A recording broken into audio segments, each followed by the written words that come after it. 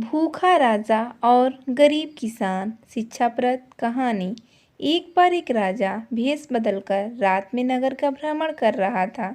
अचानक वर्षा होने लगी। उसने एक मकान का दरवाज़ा खटखटाया।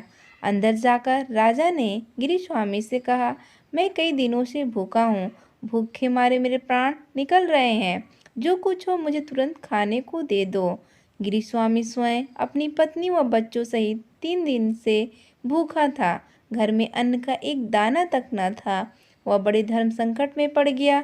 उसे समझ नहीं आ रहा था कि वह अपने भूखे अतिथि को कहाँ से भोजन कराए। तभी उसके मन में एक विचार आया।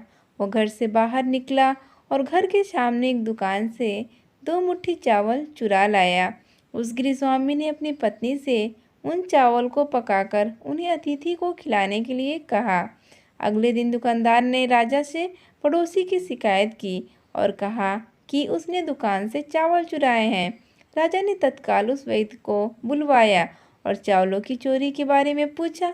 उस व्यक्ति ने अपना अपराध स्वीकार करते हुए बीती रात की पूरी घटना सुना दी।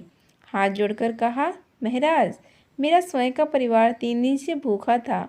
मैंने अपने लिए चोरी नहीं की और ना ही कभी करता, चाहे प्राण निकल जाए। परंतु आधी रात में घर पर आए अतिथि को भूखा नहीं देख सकता था। राजा यह सुनकर बहुत दुखी हुआ। उसने बताया कि अतिथि वह स्वयं था। फिर उसने उस दुकानदार को बुलवाया और पूछा कि क्या उसने अपनी दुकान से पड़ोसी को रात में चावल चुराते हुए देखा था।